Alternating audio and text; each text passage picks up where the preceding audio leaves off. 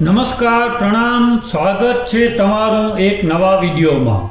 મિત્રો, આજની વાર્તા એક એવી મા બાપ વગરની દીકરીના જીવનની વાર્તા છે જે સાંભળીને તમારી આંખોમાં આંસુ આવી જશે। પરંતુ આ દીકરીએ અંતમાં એવું તે શું કર્યું કે આજે લોકો એને મળવા માટે લાઈન લગાવે છે। તો તમને વિનંતી છે કે આ વાર્તા અંત સુધી ધ્યાનથી સાંભળજો અને પસંદ આવે તો વિડીયોને લાઈક, શેર અને નવા હો તો ચેનલને સબસ્ક્રાઈબ જરૂરથી કરજો। તો ચાલો શરૂ કરીએ આજની વાર્તા। વીરજીભાઈ અને રમાબેન ગામડામાં રહીને ખુશીથી પોતાનું જીવન વિતાવતા હતા।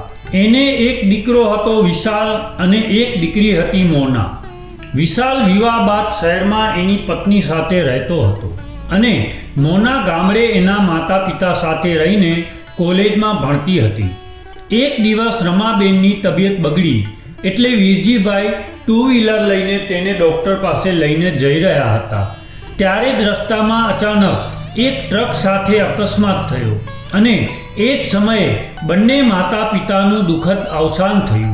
માતા પિતાના મરણની વાત સાંભળીને મોના પર તો આપ તૂટી પડ્યું હતું, કેમ કે મોના હવે એકલી હતી। મોટો ભાઈ વિશાલ તો શહેરમાં રહેતો હતો। હવે શું કરું એ મોનાને કંઈ સમજાતો નહોતો। ત્યારે જ ગામના લોકો મોનાના ઘરે ભેગા થવા લાગ્યા અને ગામની મહિલાઓ મોનાને આશ્વાસન આપીને શાંત કરી હતી। આ બાજુ ગામના લોકોએ વિશાલને ફોન કરીને એના માતા પિતાના અકસ્માત વિશે જણાવ્યું એટલે વિશાલ તરત જ ત્યાંથી ગામડે આવવા નીકળી ગયો। બપોર સુધીમાં તો વિશાલ ગામડે પહોંચી ગયો। ત્યારબાદ માતા પિતાના અંતિમ સંસ્કાર કરવામાં આવ્યા અને માતા પિતાની 12માની વિધિ પતાવીને વિશાલ, એની પત્ની અને મોના બધા સાથે બેઠા હતા। માતા પિતાના મૃત્યુ બાદ વિશાલ ઘરનો મોટો દીકરો હોવાના લીધે ઘરની અને નાની બહેન મોનાની બધી જવાબદારી વિશાલ પર આવી ગઈ હતી। અચાનક માતા પિતાની છત્રછાયા ગુમાવી દેવાથી વિશાલ ઘણો દુઃખી હતો અને એના માટે પણ આ સમય અઘરો હતો। મોના એના મમ્મી વિના ક્યારેય એકલી રહી નહોતી। જ્યાં જવું હોય ત્યાં એની મમ્મી સાથે જતી હતી। માતા પિતાના અંતિમ સંસ્કાર ગામમાં જ કરવામાં આવ્યા હતા એટલે ત્યાં એને 15 દિવસ નીકળી ગયા હતા। મોના કોલેજના પ્રથમ વર્ષમાં હતી અને હવે એના અભ્યાસ અને વિવાહની જવાબદારી તેના ભાઈ વિશાલ પર આવી ગઈ હતી। હવે વિશાલની બહેન મોનાને લઈને શહેરમાં આવી ગઈ, કેમ કે ગામડે બહેન એકલી રહી ગઈ હતી। ગામડેથી શહેરમાં આવ્યા બાદ વિશાલે નોકરીએ જવાનું શરૂ કરી દીધું, પરંતુ મોનાના અભ્યાસ વિશે ઘરમાં કોઈ વાત નહોતી થતી। મોના તેના માતા પિતાના અચાનક અવસાનથી હંમેશા દુઃખી રહેતી હતી। કોઈની સાથે વાત પણ નહોતી કરતી અને આખો દિવસ તેના રૂમમાં એકલી બેસી રહેતી। આવી રીતે 15 દિવસ વીતી ગયા અને મોનાને એવો વિચાર આવ્યો કે મારે મારો અભ્યાસ પૂરો કરવો પડશે। હવે ભાઈ પર બધી જવાબદારીઓ છે અને મારે ભણી ગણીને સારી નોકરી કરીને ભાઈને મદદ કરવી જોઈએ। પરંતુ આ બાજુ એના ભાઈ ભાભીના વર્તનમાં બદલાવ આવ્યો હતો। જ્યારે મોનાએ કોલેજ જવાનું શરૂ કર્યું ત્યારે ના ભાભીએ કહ્યું કે મોના, હવે માતા પિતા નથી રહ્યા અને તારી જવાબદારી અમારા ઉપર છે અને અત્યારે સમય ખૂબ જ ખરાબ છે અને તું છોકરીની જાત છો એટલે હવે તારી કોલેજ જવાની કોઈ જરૂર નથી। તું મારી સાથે ઘરે રહીને ઘરનું કામકાજ શીખવામાં ધ્યાન આપ। આખરે વિવાહ બાદ ભણતર કરતાં ઘરના કામકાજની વધારે જરૂર પડશે। આવું સાંભળીને મોનાને દુઃખ તો થયું, પરંતુ એ કંઈ પણ બોલ્યા વિના ભાભીની વાત માનવા માટે મજબૂર હતી અને ત્યારબાદ મોનાએ કોલેજ જવાનું છોડી દીધું। ભાઈ ભાભીને અભ્યાસ છોડાવી દીધા બાદ શાંતિ મળી હતી અને થોડા દિવસ બાદ એની ભાભીએ વિશાલ સામે મોનાના વિવાહ કરવાનું રટણ શરૂ કરી દીધું। ભાભી એની ઉપર અચાનક આવી પડેલી મોનાની જવાબદારીથી છુટકારો મેળવવા માંગતા હતા એટલે ભાભીએ વિશાલને કહ્યું કે કોઈ સારો છોકરો શોધીને મોનાના વિવાહ કરાવી દઈએ। આમ પણ આપણે તમારી બહેનની જવાબદારીનો બોજ ક્યાં સુધી આપણા માથે લઈને ફરતા રહીશું। ત્યારબાદ થોડા દિવસમાં જ એક છોકરો શોધી લીધો પરંતુ એ છોકરા વિશે અથવા તેના ઘરના સભ્યો વિશે કોઈ પણ પ્રકારની જાણકારી લીધા વગર જ સીધા ઘરે બોલાવી લીધા અને સગાઈ વિવાહ બધું જ એક સાથે નક્કી કરી નાખ્યું. છોકરો મોના કરતાં 6 વર્ષ મોટો હતો. આ જાણતી હોવા છતાં પણ મોનાએ મૂંગા મોઢે ભાઈ ભાભીનું માન રાખવા માટે વિવાહની હા પાડી દીધી. થોડા દિવસની અંદર જ સગાઈ અને વિવાહ કરી દેવામાં આવ્યા અને નીરજ નામના છોકરા સાથે મોના એના સાસરે આવી ગઈ. નીરજનું ફેમિલી જૂની વિચારધારાઓ વાળું ફેમિલી હતું અને એ બધા જ લોકો નિયમ પ્રમાણે ચાલવામાં વધારે માનતા હતા. મોનાના સાસરિયામાં પતિ સાથે સાસુ સસરા હતા. એ એના પિતાજી તરફથી વારસામાં મળેલો કાપડનો વ્યવસાય સંભાળતા હતા અને એક નણંદ હતી કિંજલ, જે ઉંમરલાયક થઈ હતી અને એના માટે કોઈ સારો છોકરો શોધી રહ્યા હતા જેનાથી એના વિવાહ કરાવી શકાય. મોના પરણીને આવી ત્યારથી જ એની ઉપર અમુક નિયમો લાદી દેવામાં આવ્યા હતા. એ સવારથી મોડી રાત સુધી ઘરના કામકાજ કરતી રહેતી, પરંતુ ઘરનું કોઈ પણ વ્યક્તિ એને ક્યારેય મદદ નહોતું કરતું. રસોઈ, કપડાં, વાસણ અને ઘરની સાફ સફાઈથી લઈને નીરજ માટે રોજ કપડાં ઇસ્ત્રી કરીને તૈયાર રાખવાના અને એના સસરાની કાપડની દુકાન નજીક હોવાથી એ જેટલી વાર ઘરે આવતા એટલી વાર ચા બનાવી આપવાની. આટલા બધા કામ કરવા છતાં પણ એના સાસુ એની સાથે ક્યારેય પ્રેમથી વાત પણ નહોતા કરતા અને એના કામમાં ખામીઓ કાઢતા રહેતા હતા. ઘરના બધા જ સભ્યો જાણતા હતા કે મોના જરા પણ આરામ કર્યા વગર આખો દિવસ ઘરનું કામકાજ કર્યા કરે છે. પરંતુ આ ઘરના લોકો તો મોનાને હંમેશા એક નોકરાણી સમજતા હતા. તેના પક્ષમાં કોઈ ક્યારે ન બોલ્યું. એક દિવસ મોનાની નણંદ હોલમાં બેઠી શેકેલી સિંગ ખાઈ રહી હતી અને એના છોતરા નીચે ફેંકી રહી હતી. મોનાના સાસુ પાડોશમાં ગયા હતા. ત્યારે જ મોનાના સસરા અને નીરજ અચાનક મહેમાન સાથે ઘરે આવી પહોંચ્યા. એમણે ઘણી બૂમો પાડી, પરંતુ દરવાજે કોઈ ન આવ્યું. ત્યારબાદ નીરજ પાછળના દરવાજેથી અંદર આવ્યો અને આગળનું બારણું ખોલ્યું ત્યારે એનું ધ્યાન નીચે નહોતું.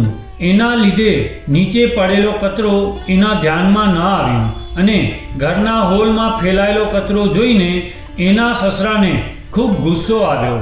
નણંદની નજર તો ટીવી જોવામાં વ્યસ્ત હતી અને ટીવીનો અવાજ પણ ખૂબ વધારે હતો. ત્યારે જ નીરજે ઈશારો કર્યો, પરંતુ કિંજલના ધ્યાનમાં ન આવતા એણે રિમોટ લઈને ટીવી બંધ કરી દીધું. ટીવી બંધ થતાં જ એની નજર એના પપ્પા અને મહેમાનો પર પડી.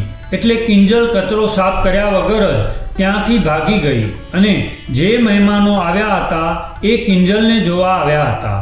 મહેમાનો તો આ બધું જોઈને ચૂપચાપ ઊભા રહ્યા.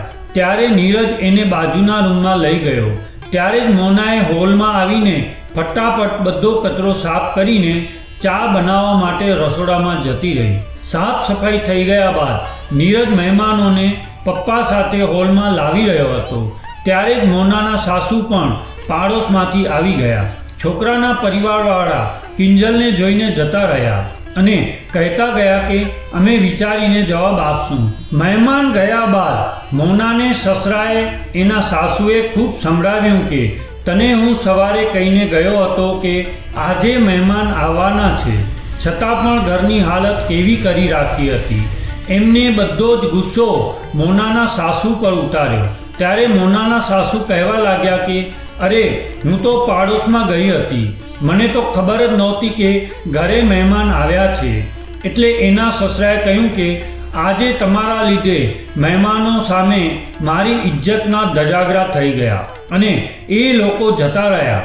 જતાં જતાં એવું કહેતા ગયા કે વિચારીને જવાબ આપીશું, કારણ કે એ લોકો સમજી ગયા હશે કે જે લોકો એના ઘરની સાફ સફાઈ પણ સરખી નથી કરી શકતા એ ઘરની છોકરીમાં કેવા સંસ્કાર હશે. મોનાના સાસુ પાસે આ વાતનો કોઈ જવાબ નહોતો. ઘણું બધું સાંભળાવ્યા બાદ એના સસરા દુકાને જતા રહ્યા અને હવે મોનાના સાસુના મનમાં જે કાંઈ ગુસ્સો હતો એનો શિકાર મોના બનવાની હતી. મોના રસોડામાં હતી એટલે એના સાસુ ત્યાં જઈને કહેવા લાગ્યા કે જોયું, તારા લીધે મારે આટલું બધું સાંભળવું પડ્યું. મહેમાનો સામે તો મારી આબરૂના ધજાગરા થઈ ગયા. તું જ્યારથી આ ઘરમાં પરણીને આવી છો ત્યારથી જ આ ઘરની પનોતી બેસી ગઈ છે. ઘરમાં બધા જ કામો બગડે છે. કોઈ કામ સારી રીતે પાર નથી પડતું. હજુ તો મોના બોલવા ગઈ કે કચરો તો કિંજલ દીદીએ ફેંક્યો હતો.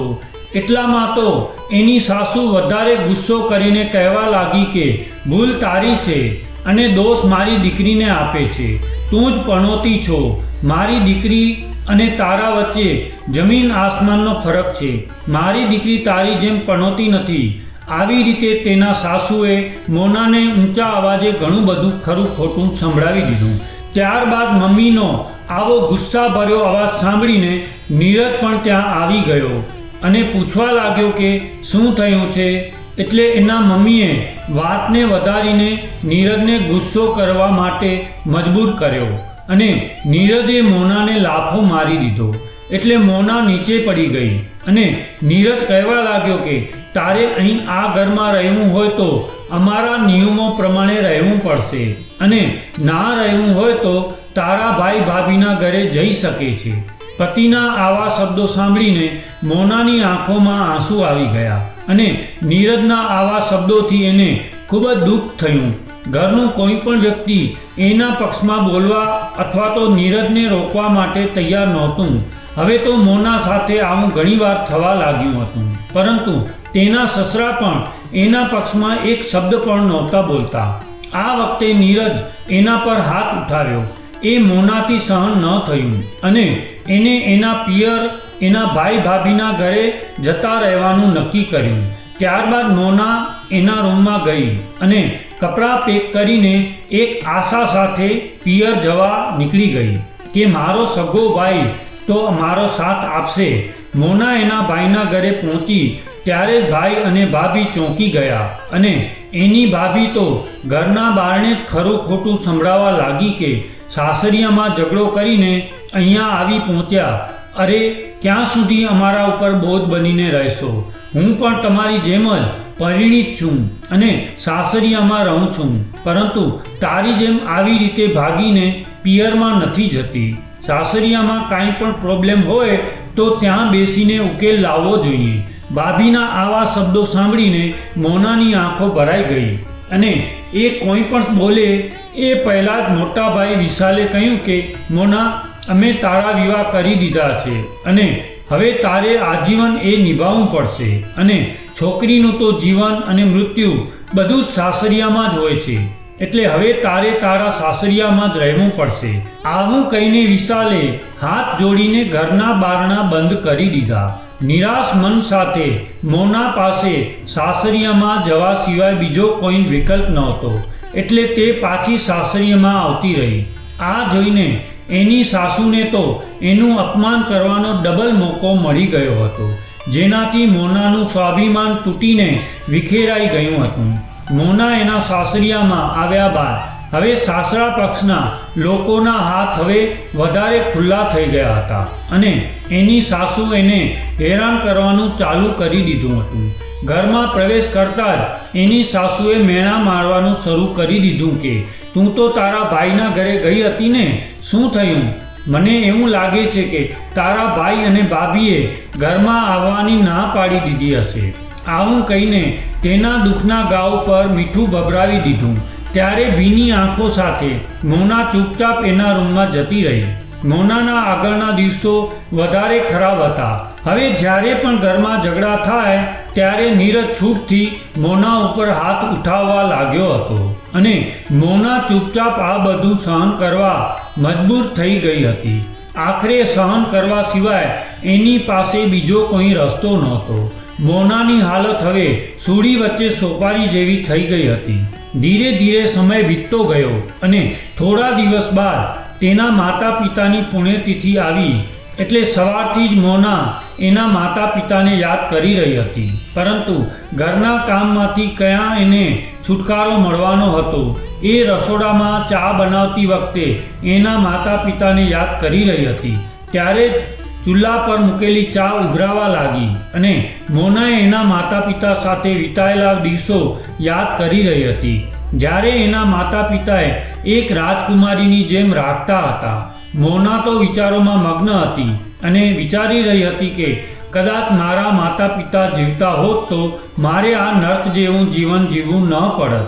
ચા થોડી ઉભરાઈ ગઈ ત્યારે તેની સાસુએ જોઈ લીધું અને એને તો જાણે કે મોના ઉપર તૂટી પડવાનો મોકો મળી ગયો. એટલે એના સાસુએ બોલવાનું શરૂ કરી દીધું કે આટલો બગાડ કરવા લાગી છો, શું તારા પિયરમાંથી કોઈ કાંઈ આપી જવાના છે? આ બધું મફતમાં આવે છે કે જેમ ફાવે એમ બગાડી રહી છો? સાસુના આવા કડવા શબ્દ સાંભળીને મોના કહેવા લાગી કે મમ્મી, આજે મારા માતા પિતાની પુણ્યતિથિ છે એટલે હું એને યાદ કરી રહી હતી અને એના વિચારોમાં મારું ધ્યાન ભટકી ગયું હતું એટલે ચા થોડી ઉભરાઈ ગઈ છે. મોના આટલું બોલી ત્યાં તો એની સાસુએ મેણાનો ટોપલો ઠલાવીને કહ્યું કે તું તારા મળેલા મા બાપની યાદમાં આંસુ આવી રહી છો અને અહીં અમારા ઘરનું કેટલું બધું નુકસાન થાય છે એ તને ખબર છે કે નહીં? અને આ નુકસાન કોણ ભરપાઈ કરશે? શું તારા મળેલા મા બાપ આ બધું આપી જવાના છે?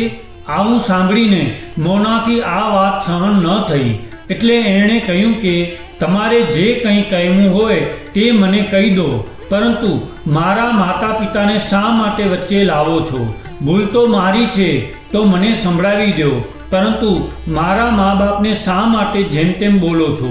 ત્યારે એની સાસુએ કહ્યું, અરે વાહ, તારા મા બાપની વાત આવી ત્યાં તો તારા મોઢામાંથી જીભ બહાર આવી ગઈ. હવે મોના સમજી ગઈ હતી કે મારી સાસુ મારી સાથે કોઈ પણ બહાને ઝઘડો કરવા માંગે છે. એટલે મોના સમજીને ત્યાંથી પોતાના રૂમમાં જતી રહી, પરંતુ એની સાસુ આસાનીથી એનો પીછો છોડાવવા નહોતી માંગતી. એટલે એ મોનાની પાછળ તેના રૂમમાં જઈને કહેવા લાગી કે ઘણા દિવસથી તને માર નથી પડ્યો એટલે આજે વધારે પડતી જીભ ચાલવા લાગી છે. તારી આટલી નાની અમથી વાતને મોટી કરીને બૂમો પાડી પાડીને બોલવા લાગ્યા. ત્યારે જ નીરજ ત્યાં આવ્યો અને કહેવા લાગ્યો કે માર ખાધા વિના તો એને ક્યાં અક્કલ આવે છે? આમ કરીને નીરજ એની પાસે જઈને મારવા લાગ્યો. ત્યારે મોના બેડ પર પડી ગઈ અને જ્યારે ઊભી થવા લાગી ત્યારે મોનાએ બેડ પર પડેલો બેલ્ટ લઈને નીરજને સામો ફટકારી દીધો. બેલ્ટનો માર પડતા જ નીરજના મોઢામાંથી ચીસ નીકળી ગઈ અને નીચે પડતા પડતા રહી ગયો. આ જોઈને એની સાસુ કહેવા લાગી કે હે ભગવાન, આ તું શું કરી રહ્યો છો? તારા પતિ ઉપર હાથ ઉઠાવવા લાગી છો, તને શરમ નથી આવતી? પરંતુ મોનાના હાથ હવે રોકાવાના નહોતા. તે તો ખેંચી ખેંચીને નીરજના બરડા પર બેલ્ટ ફટકારી દીધા અને એની સાસુ એને રોકવા આગળ વધી ત્યારે મોનાએ એને પણ એક બેલ્ટ ફટકારી દીધો અને નીરજને મોનાના આવા વ્યવહારથી આશ્ચર્ય થવા લાગ્યું. ત્યારે એની સાસુ બૂમો પાડવા લાગી કે નીરજ, તું જલ્દીથી બહાર નીકળી જા. મને તો કંઈ ખબર નથી પડતી કે આજે આની અંદર આટલી બધી હિંમત ક્યાંથી આવી ગઈ છે. આવું કહીને બંને રૂમની બહાર નીકળી ગયા અને રૂમનો દરવાજો બહારથી બંધ કરી દીધો. બહાર નીકળીને ફોન કરીને એના ભાઈ ભાભીને બોલાવ્યા અને મોનાના આવા વર્તન વિશે જણાવ્યું. થોડી વાર બાદ તેના ભાઈ અને ભાભી આવ્યા.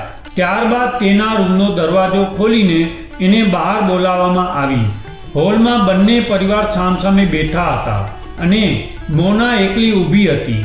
રૂમની બહાર આવતા જ એના ભાભીએ એને કહેવાનું શરૂ કર્યું કે મોના, તું શું કરવા માંગે છે? શા માટે ઘરની આબરૂ ઉતારવા પર આવી ગઈ છે? તારા મા બાપ સાથે તું પણ અકસ્માતમાં મરી ગઈ હોત તો સારું હતું. કમસે કમ અમારે આવા દિવસો તો ન જોવા પડત.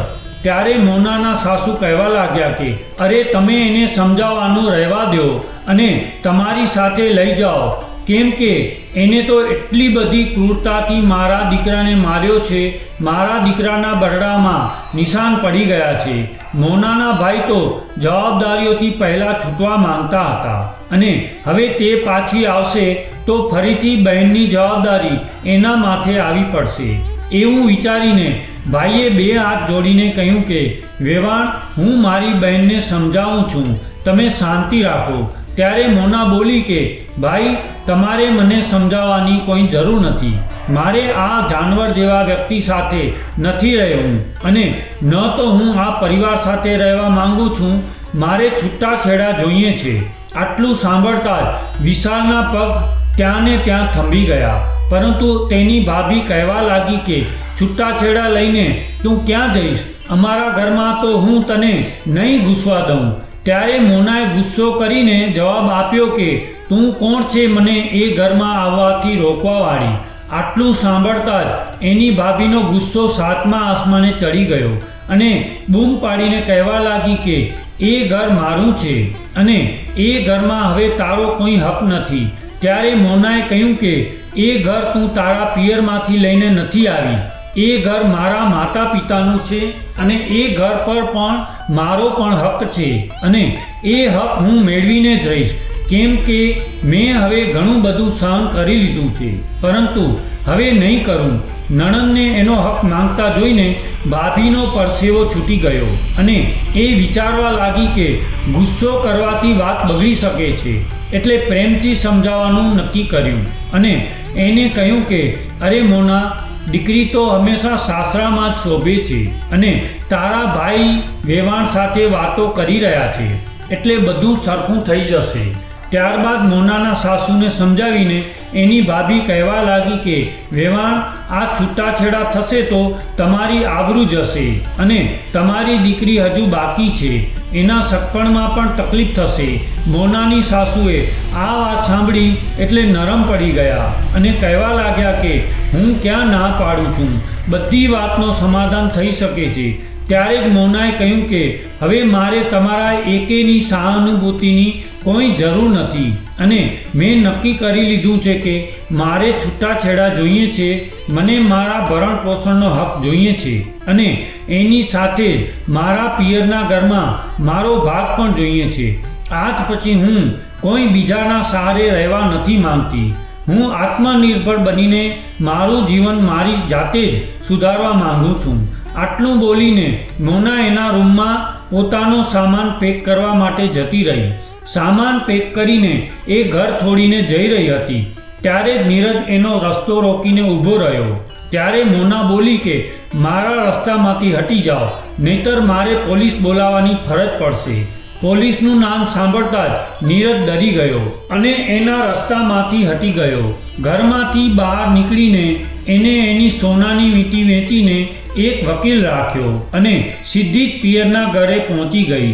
મોના જાણતી હતી કે ભાઈ ભાભી ઘરમાં ભાગ આપવાની આનાકાની કરશે, એટલે એને પોલીસને પણ બોલાવી લીધી હતી. એટલે પોલીસ અને વકીલને જોઈને ભાઈ ભાભીએ જાતે જ મોનાનો હક એને આપી દીધો. મકાનમાં ભાગ મળવાથી એના ભાગમાં 2 રૂમ આવ્યા. એમાં એને એક રૂમ ભાડે આપ્યો અને એક રૂમમાં એ પોતે રહેવા લાગી. ધીરે ધીરે સમય વીતવા લાગ્યો અને મોનાએ ઘરે ટ્યુશન ક્લાસ શરૂ કરી દીધો હતો. મોના હવે બાળકોને ટ્યુશન કરાવતી હતી અને એની સાથે સાથે કોલેજમાં ભણવાનું પણ શરૂ કર્યું. આવી રીતે મોના LLB પાસ કર્યું અને અત્યારે મોના એક ખૂબ સારી વકીલ તરીકે ફરજ બજાવે છે. તો મિત્રો, આજના સમયમાં મોના જેવી ઘણી બધી દીકરીઓ સાસરિયામાં અત્યાચાર અને અન્યાય સહન કરતી હોય છે, પરંતુ સહન કરવાની પણ એક હદ હોય છે. જ્યારે વાત માન સન્માનની આવે એવા સમયે તો ખોટું ક્યારે સહન ન કરવું જોઈએ અને એનો સામનો કરવો જોઈએ. મોના કદાચ આવી રીતે જ આજીવન સહન કરતી રહી હોત તો આજે એ વકીલ ન બની હોત. ખોટું સહન કરશો તો લોકો તમને વધારે દબાવશે અને વધારે દુઃખ આપશે, કારણ કે એ લોકો એવું સમજવા લાગશે કે આપણે એને ગમે એટલું દુઃખ આપશું પરંતુ એ આપણી સામે નહીં બોલી શકે. પરંતુ તમે જો આવા સમયે એકવાર હિંમત કરશો, ત્યારબાદ કોઈની એવી હિંમત નહીં થાય કે તમને દબાવી શકે. તો મિત્રો, આજની વાર્તા તમને કેવી લાગી કોમેન્ટમાં જરૂર જણાવજો અને જો વિડીયો પસંદ આવ્યો હોય તો આપણી ચેનલને સબસ્ક્રાઈબ જરૂર કરજો. જય શ્રી કૃષ્ણ.